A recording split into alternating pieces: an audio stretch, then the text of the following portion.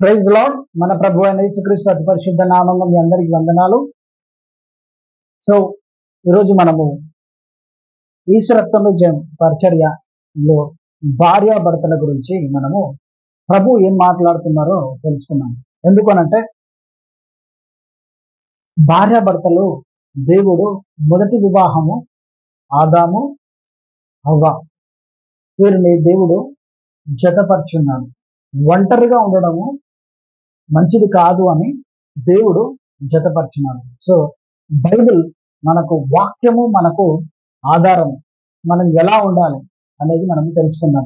ప్రభు మనతో మాట్లాడే మాట ఏమిటో మనం ఒకసారి బైబిల్ తెరిచి చూద్దాం.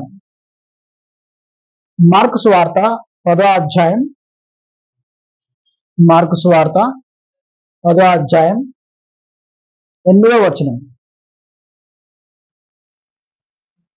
మనమందరము ఒకసారి చదువుదాం. మార్కు సువార్త 10వ అధ్యాయం 8వ వచనం. వారిద్దరూ ఏక శరీరమై ఉందురు గనుక వారిక ఇద్దరుగా నుండక ఏక శరీరముగా నుండుదురు. హల్లెలూయా. మరొకసారి మనం చదువుదాం. మనమందరము బైబిల్ తెరిచినట్లయితే మార్కు సువార్త 10వ అధ్యాయం 8వ వచనం. వారిద్దరూ ఏక శరీరమై ఉందురు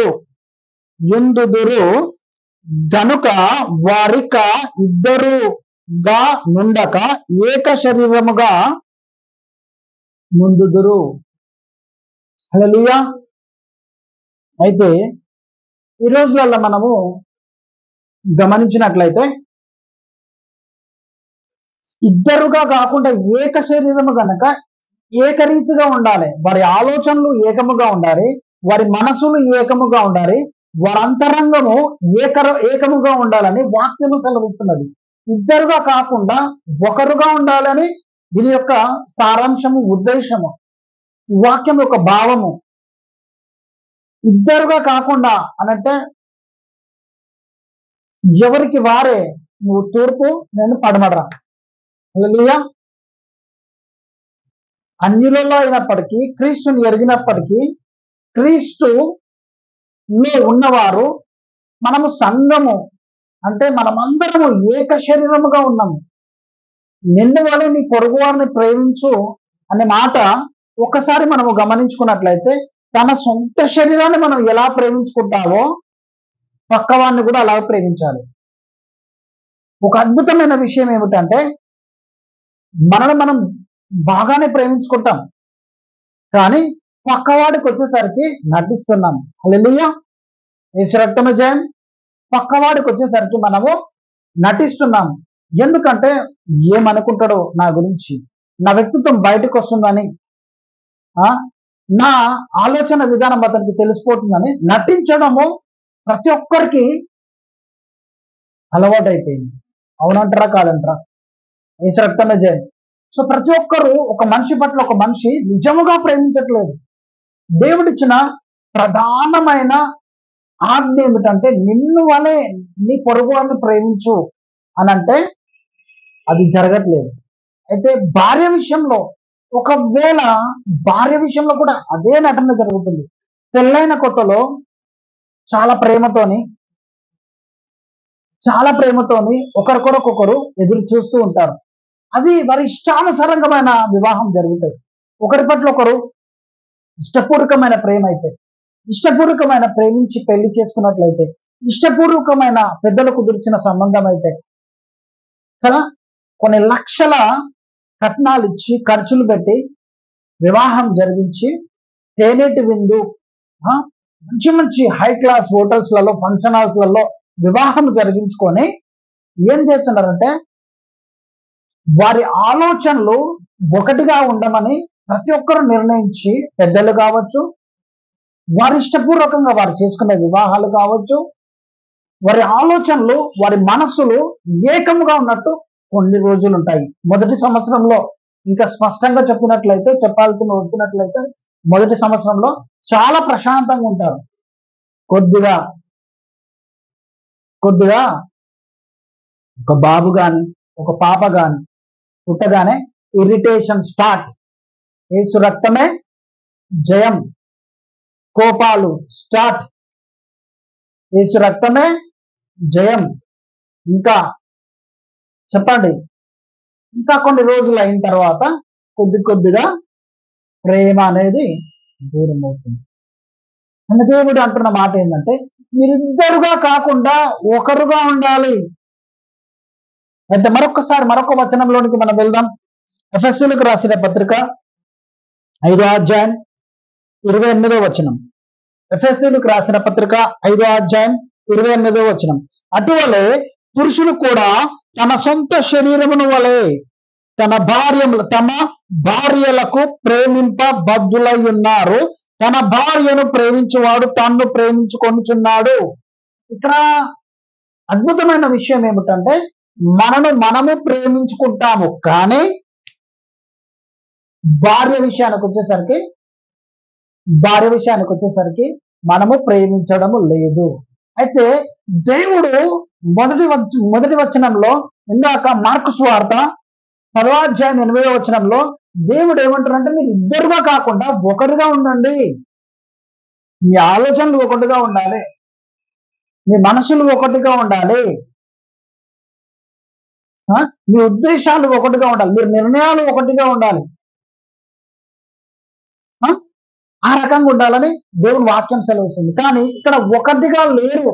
అయితే ఇక్కడ క్వశ్చన్ ఏమిటంటే, నటిస్తూ కొన్ని సంవత్సరాలు బ్రతుకుతాడు. మొదటి సంవత్సరం బాగానే ఉంటుంది, పిల్లలు పుట్టక ముందుకు బాగానే ఉంటుంది. ఒకరికొరకొకరు ఎదురు చూస్తుంటారు. భోజనం విషయంలో తిన్నారని అడుగుతారు.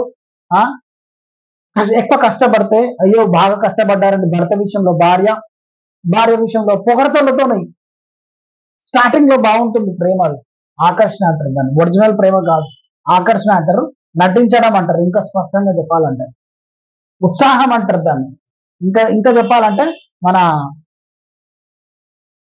పూల మీద కనుక తేనెటీగ వాలినట్టు కావాల్సింది జుర్రుకొని తాగేసేసి పక్కన పడేసేసాం అన్నట్టు, టిష్యూ పేపర్ పడేసినట్టు స్త్రీనైనా భర్తనైనా వాళ్ళ విధానం అలాగ ఉంటుంది. హల్లెలూయా. యేసు రక్తమే జయం. యూజ్ అండ్ త్రో టైప్ ఉంటుంది అనమాట. 1 year వరకు. డిస్పోజల్ గ్లాస్ ఎట్లుంటుందండి, కాఫీ తాగేంత వరకు, టీ తాగేంత వరకు చాలా ఇష్టపడి సిప్పు తాగేంత వరకు బాగా తాగుతారు, చాలా నీట్గా స్పష్టంగా. టీ కూడా అంత రుచిగా ఉంటుందో లేదో మనకు తెలియదు, కానీ చాలా నీట్గా తాగుతారు. సో వివాహమైన కొత్తలో వారి బంధముకున్న విలువ చాలా బాగుంది, చాలా ప్రేమిస్తాడు, నా భర్త చాలా ప్రేమిస్తాడని కావలసిన బంగారము, కావలసిన బట్టలు, కావలసిన పార్కులు, షికార్లు, సినిమాలు. అన్యులైతే, క్రీస్తులో ఉన్నవారైతే పార్కులు, నటించే క్రైస్తవులు కూడా ఉన్నారు. అది యేసు రక్తమే జయం. వారుగుడి మధ్యలో పేర్లు చెప్పి నటిస్తున్నారు ఎక్కడ పడితే అక్కడ. సో మొదటి సంవత్సరం అలా ఉంటుంది. సో ఇక్కడ ఎఫెసీయులకు రాసిన పత్రికలో ఏమని చెబుతున్నాడంటే, 5వ అధ్యాయం 28వ వచనము, మీరందరూ ఎట్లా ఉండాలనంటే, అటువలే పురుషులు కూడా తమ సొంత శరీరమును వలె తమ భార్యలను ప్రేమింపబద్ధులై ఉన్నారు. తన భార్యను ప్రేమించువాడు తన్ను ప్రేమించుకొనుచున్నాడు. ఇక్కడ ఆపోజిట్ మొదటి వర్డ్ కు సెకండ్ వర్డ్ కు ఎలా ఉంటుందనంటే, ఇప్పుడు వారి స్వార్థము, వారిని వారే నీట్గా స్నానం చేసుకొని మంచి బట్టలు వేసుకొని చాలా బాగా ఇతరులను మంచివాడు, చాలా జెంటిల్మెన్ అన్నట్లుగా కనబడతారు. అయితే తన భార్య విషయానికి వచ్చేసరికి తీసి పడేయడాలు స్టార్ట్ అవుతాయి.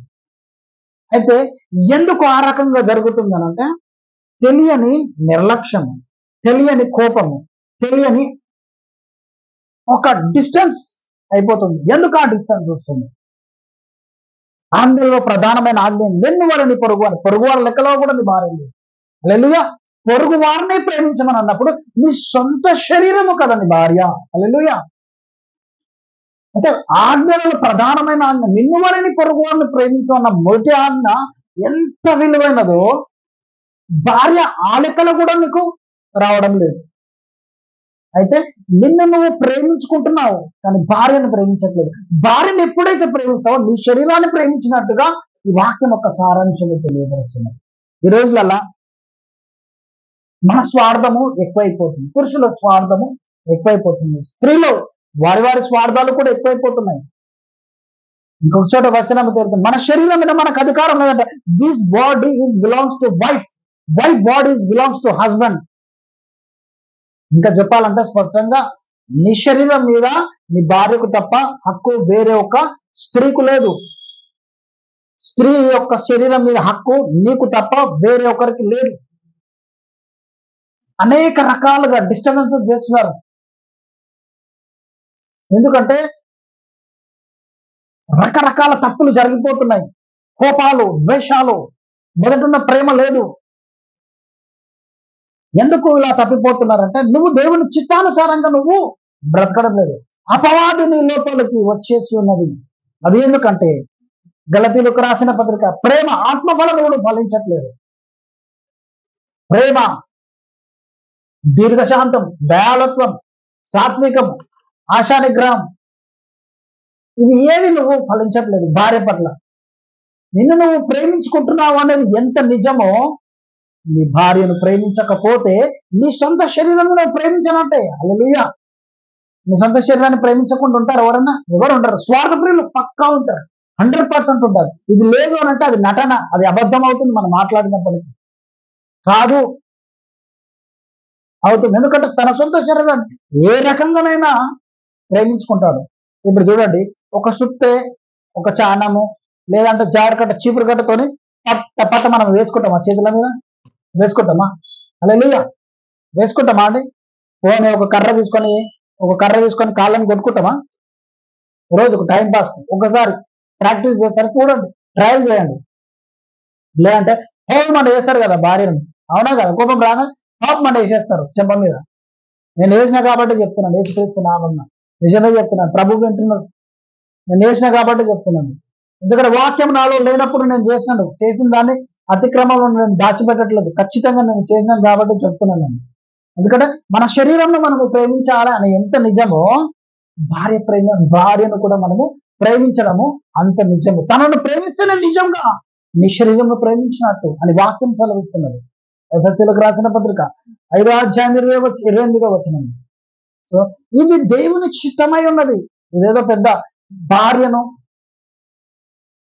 ప్రేమిస్తే ఏదో ఉగ్రవాదులను ప్రేమిస్తున్నట్టు, ఏదో ఉగ్రవాదులతో ఉంటున్నట్టు, ఏదో టెర్రరిస్టులతో ఉంటున్నట్టు, ఏదో మన అదే బందిపోటు దొంగలను ప్రేమిస్తున్నట్టు.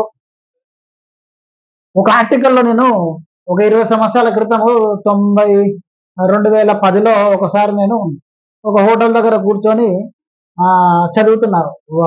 అప్పుడు పేపర్ చదివే అలవాటు ఉండే. 2010లో కార్నర్లో ఒక ఆర్టికల్లో ఆ పత్రిక పేరు మనకు సంబంధం లేదు, ఆ పత్రిక పేరు కూడా మనకు అవసరం లేదు, కింద లాస్ట్గా ఉంటుంది అనమాట. అక్కడ ఆయన రిపోర్టర్ రాశాడు కదా, ఒక కవి ఏమని రాశాడంటే, మన బెడ్ ఉంటుంది కదా, ఇద్దరు భార్య భర్తలు పడుకునే బెడ్ ఉంటుంది కదా, శత్రువుల భూమి, ఓకేనా? యుద్ధ భూమిలో ఇద్దరు శత్రువులు ఒకటే యుద్ధ భూమి అనే మంచంలో ఇద్దరు శత్రువులు పడుకుంటారంట. ఇది అవునంటారా కాదంటారా? యుద్ధ భూమి అంటే ఒక ఇంట్లో ఒక బెడ్ గానే ఒక రూమ్ లో గాని యుద్ధ భూమి అనే రూమ్ లో ఇద్దరు శత్రువులు అట పడుకుంటారంట.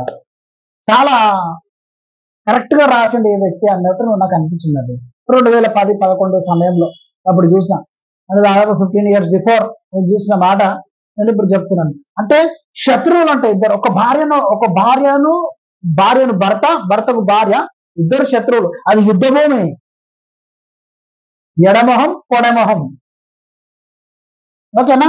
మాట్లాడుకోరు 5 నిమిషాలు కానీ 10 నిమిషాలు కానీ, సమాధానం ఉండదు. క్రీస్తు ఆత్మ వాళ్ళ ఉన్నదా? నిన్ను వాళ్ళని పొరుగుని ప్రేమించని క్లియర్ గా చెప్పినప్పుడు, దేవుడు ప్రధానమైన ఆజ్ఞ ఇచ్చినప్పుడు మన ప్రేమ, క్రీస్తు ప్రేమ భార్యలో చూపించగలగాలి.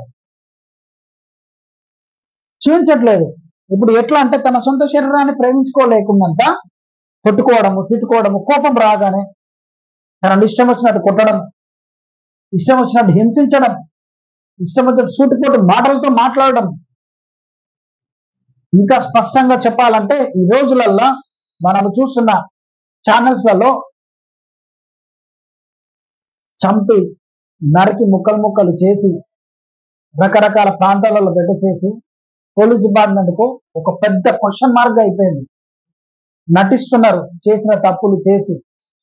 ఏక శరీరంలో నాయన భార్యాభర్తలు అని అంటే అది చేయకుండా ఇష్టానుసారంగా జీవితము జీవిస్తున్నారు.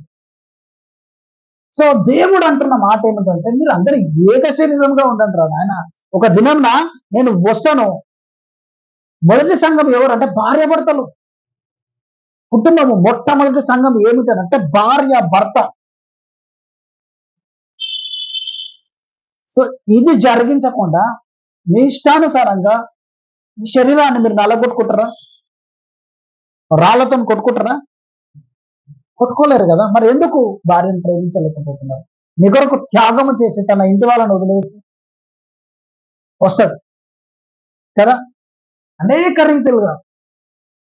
రీతిలుగా పొద్దున లేచి మీకు రకరకాల తన సాక్రిఫైజేషన్ చేసుకొని మీ దగ్గరకు వస్తుంది. సాక్రిఫైస్ చేసుకుంటుంది తన టైంను.